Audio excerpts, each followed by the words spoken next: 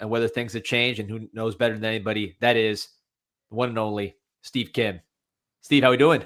Morning, guys. How you doing? Doing excellent, man. This game has scared me forever. I don't know why. It's just, I don't know if it's the CJ Bailey coming home factor.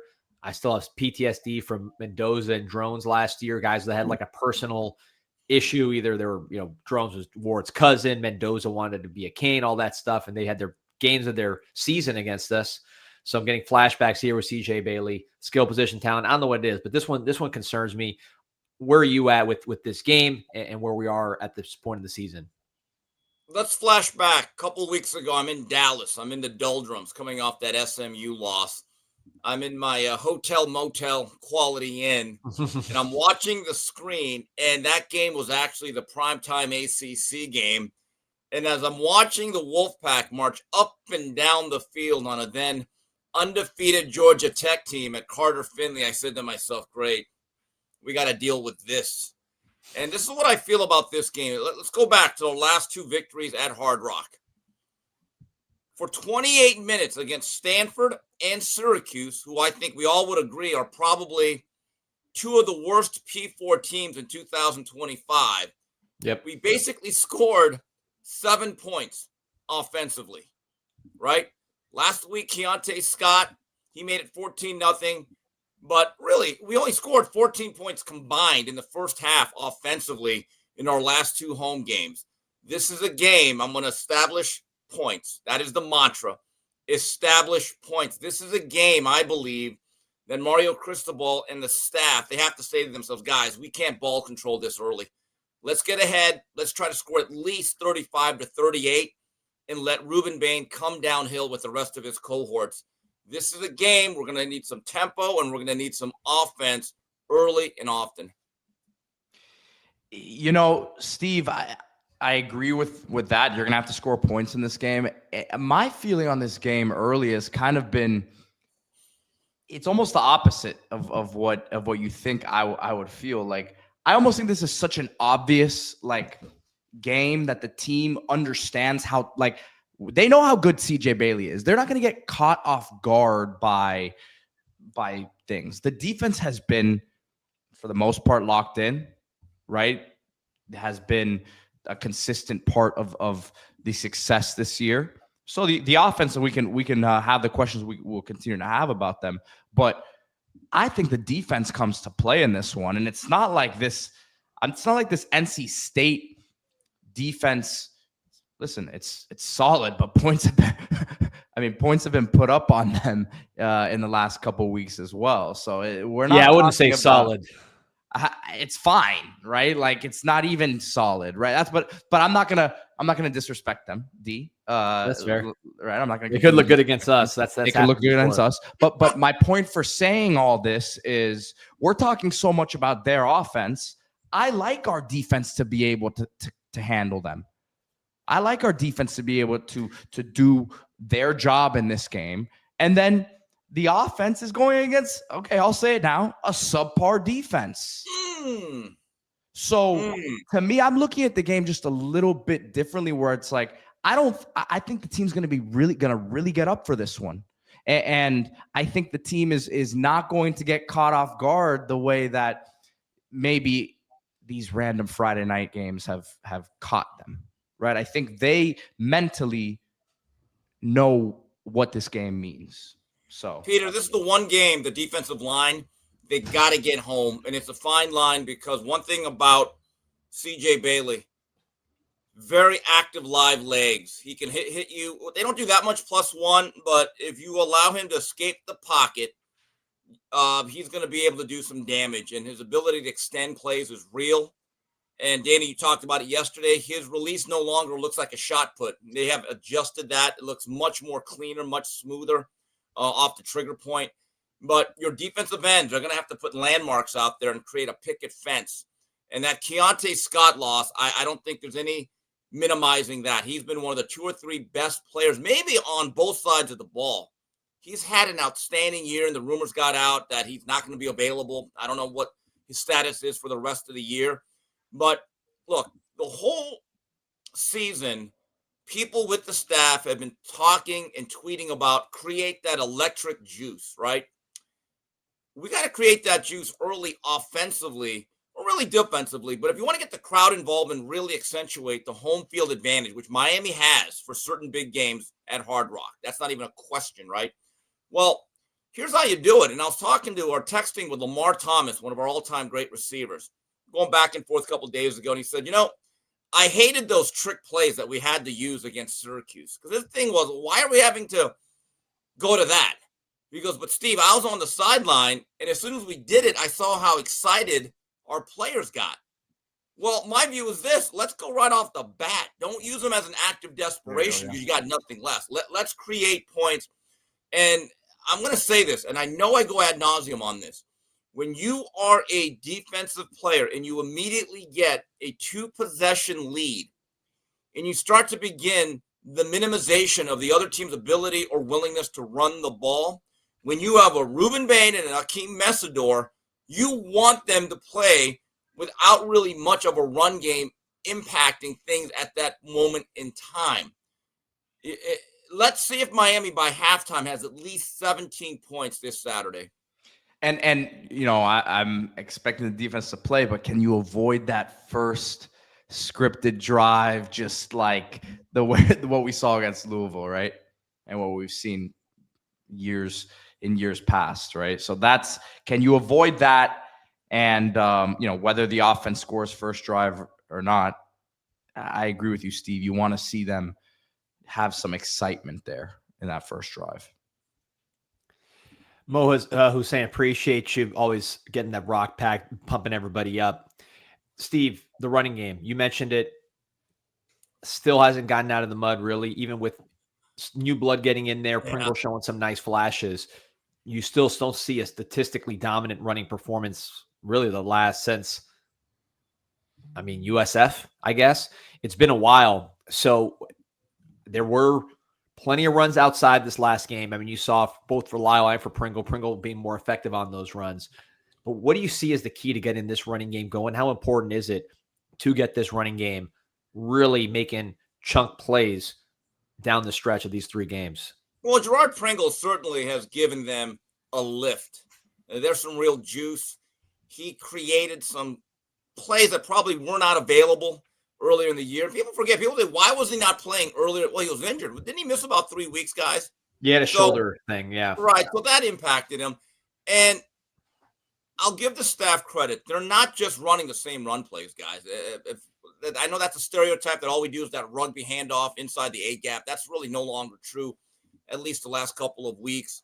But if you go back to the first 2 drives, guys, I actually thought we strung together a couple of first downs, and I kept thinking, guys, let's go tempo here. I still think we play at such a slow pace. And I've heard for years, the heat and humidity is our weapon, right? So when we're at home, why are we huddling up and grinding the clock down? My view is this.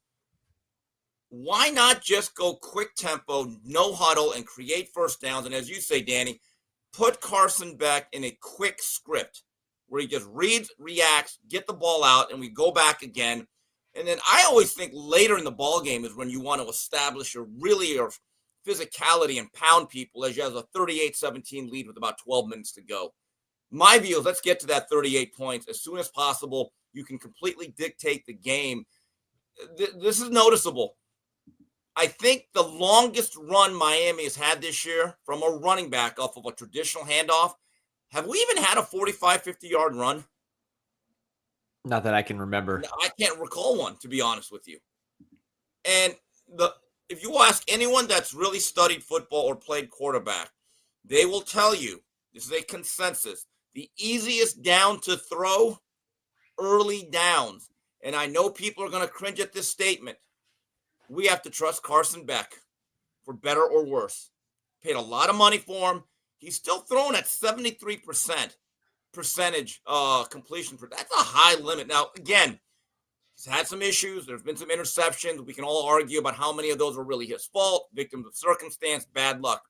But he is a guy that is an experienced quarterback. He still has won a lot of games.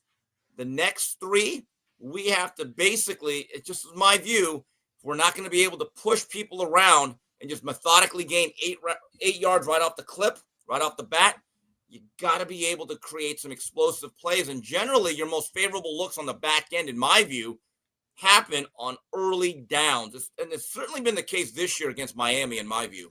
Steve, and I'll say this on Beck too, based on what I'm hearing. Anyone who thinks that kid does not care, he cares deeply. He is, I mean, people who are worried about, man, his body language is bad. You know what? I think that's something he needs to continue to work on, right? That's something that has carried over a bit from Georgia. But I can tell you he cares. I can tell you behind the scenes, the team believes in him. Like I'm telling you that from what I've heard, there's a very strong belief in him still, Steve. And like he is doing what he has to do within that building right now to keep the troops together, man, even though it hasn't been perfect. So I heard that yesterday, and it gave me some positive belief, man. One of the early drives. But he has to play better. Sorry, Steve, as Kyle says, he has to play better. So that's in one of the first 2 drives. He threw a crossing route on a 3rd down to JoJo Trader, and you saw the camera pan towards him, and you're like, body language. But can I tell you something? When I watched that play again, Loch Ness Trader didn't exactly give the greatest effort on that play. I know people can get upset by that. I know he's from South Florida. But if you're Kevin Beard and you're watching that thing in the eye in the sky, I'd be like, is there anyone else that's going to give a little better effort?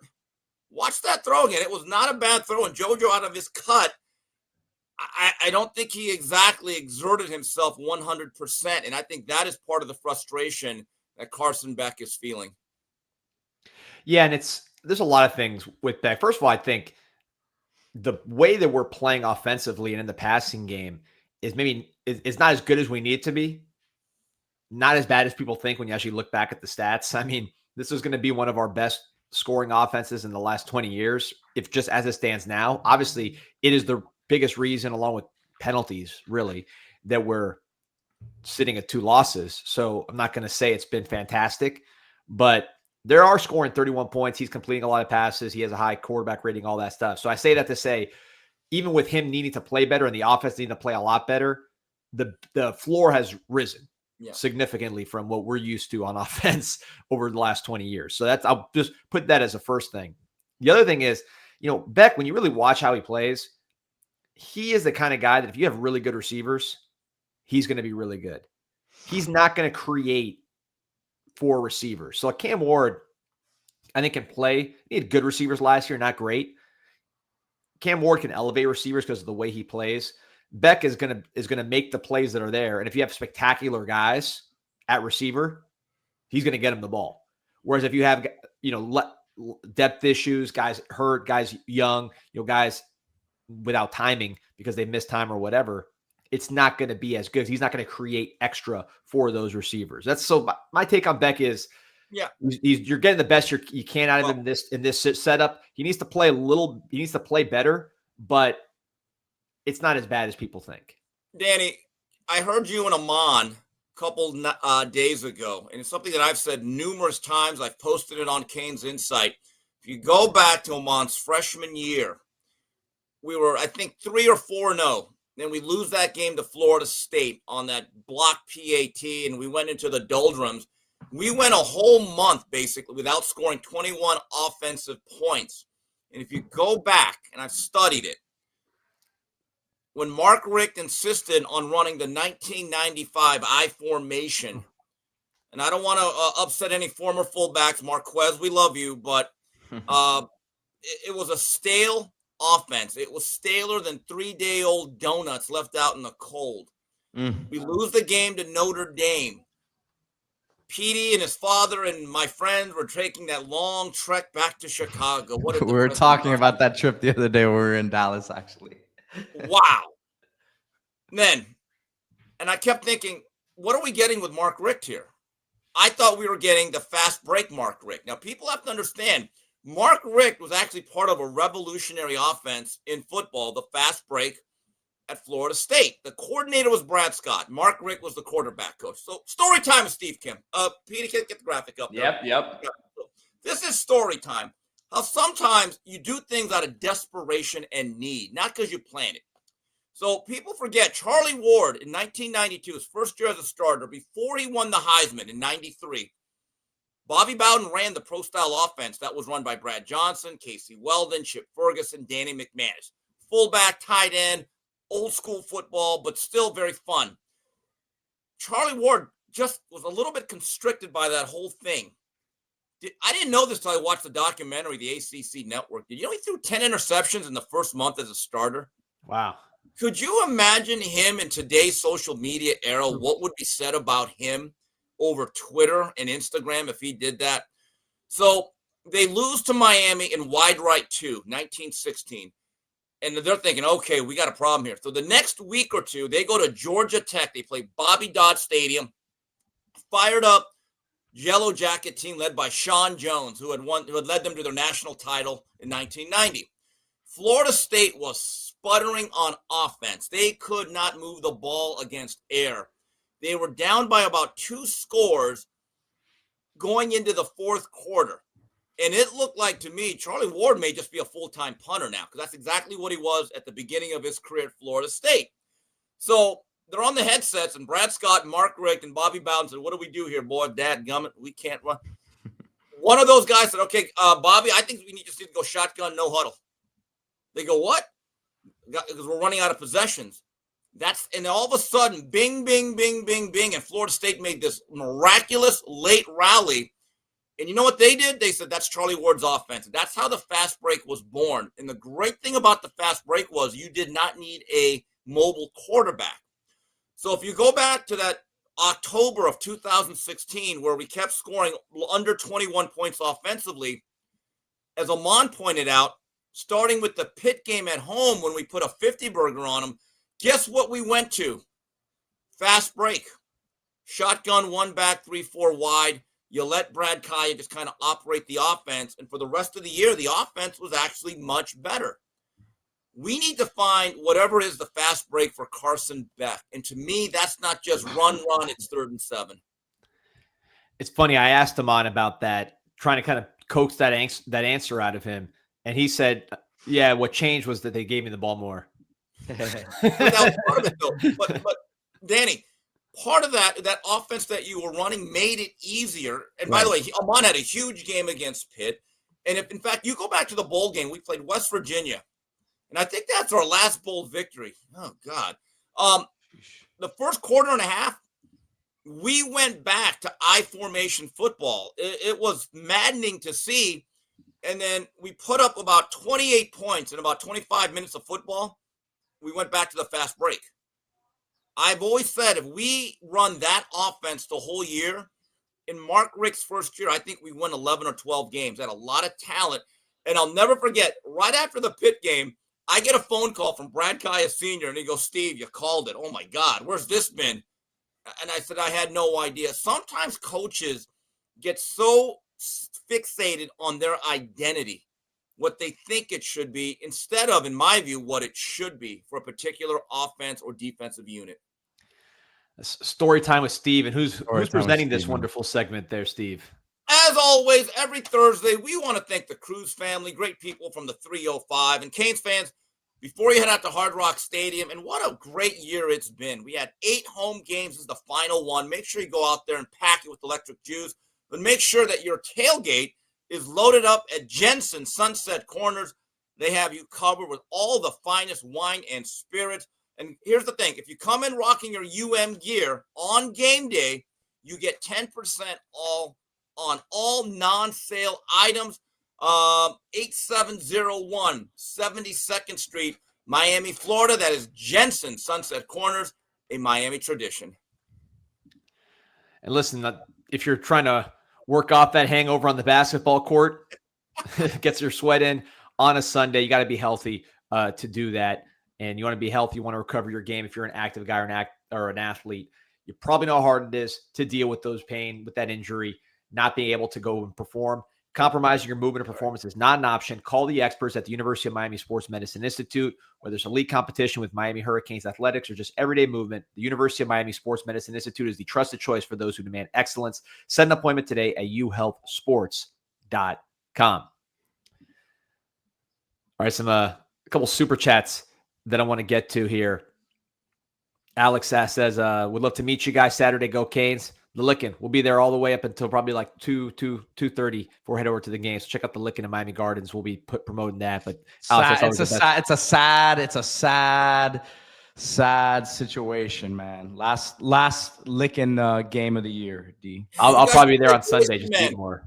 It's so hard to say goodbye, boys. The Boys to Men's playing right when I'm eating that fried broccoli. Clutch, man. Appreciate your support. Yeah, pack the rock. Dan Alden says, I need a BUZZN and a campfire for story time. There you go. What a beautiful lake you got in your avatar right there. Yeah, that nice lake, a nice BUZZN campfire. And this was stories about Charlie Ward back in 2000, or was Charlie Ward 1991 and Brad Kaya 2016. Charlie Ward, I believe, was a freshman in 1990. People forget he was a really good punter, by the way. He could boot the ball. I used to call him Skinny Reggie Roby. And 91, he backed up Casey Weldon. 92 was really good the last half of the year. And 93, I think we all remember, he won the Heisman Trophy. But going back to the fast break real quickly, guys, in that particular era, there was not a lot of +1 with the quarterback. That was still taboo to have a mobile quarterback, or at least call quarterback runs. But if you go back, so from 92 to about 2000-ish, Florida State ran that offense with quarterbacks that I didn't think were overly athletic, whether it was Danny Cannell or whether it was Chris Wenke. That was the great thing about that offense. When people say, well, Brad Kaya was not athletic or mobile, I say you're right, but I know one thing he did. He understood pass concepts. And you talk to anyone like an Amon Richards, they will tell you Brad had an advanced football IQ. He would have absolutely had monster numbers if we would have played that thing for all 12, 13 games. You look at Miller Moss from Louisville, he couldn't run at all. And he was dealing with a pass rush that was much superior to his protection, but he protected himself just by getting rid of it quick strike offense. Obviously some great play calls by Braum. So that, just because you're not mobile doesn't mean you can't protect yourself just with this quick passing game. And that's not Beck's problem. Obviously he's got all day, but I think, and we've talked about this on the show, just him just sitting there with all the time in the world, that's not really where he's at his best. It's not like Cam Ward, or if you give him time, he'll create a secondary play. I mean, Beck's just as good in the first, couple moments of that play than the end of it with protection. He's a quick operator. Danny, one thing Coach JB taught me a couple of weeks ago, one of his rules as a quarterback coach and an offensive coordinator, and I've noticed this, he said, I had a rule. As a quarterback, if you look into the flat, you better get there immediately. And I've noticed that. One thing about Beck, he goes into the flat, but he doesn't get there immediately enough. Because once you look back, one of his cardinal sins, JB said, Steve, if I ever saw a quarterback look twice into the flat, I would rip his you-know-what coming back to the sideline because you're ruining the play. Watch games, guys. When a quarterback looks into the flat, if he does not dump it off early, he's not going to be open. Yeah, you're basically inviting defenders up. And that's the one thing. Look, Carson did a better job, I thought, of throwing out into the outlet, especially Sharmar Brown, early on in a play where he allowed him to get north-south. When you hesitate, I'm just telling you, allow the defense to kind of get a look at everything. But Carson Beck, I know everyone wants to blame him or give him a large share of the blame. And I'm not saying he's not blameless in this. I don't think we've helped them schematically or from a play calling system as much as you would think they would. We have 3 games to make this going. And guys, I thought Tuesday night was a great night for us. There is hope. We are still playing meaningful football as of now. Yeah, by the way, Nick, appreciate your support. You want to shift gears to the playoff? Because that, to me, Sure. We talked about it a lot, and it's an interesting topic. I am more focused on, not that it matters what I focus on because I'm not playing, but, I'm more concerned. I lose more sleep about beating NC State than the playoffs. I have more confidence, quite frankly, in us getting into the playoffs as a 3-0 team than us finishing 3-0 in this stretch, just because I've been traumatized too many times by these games.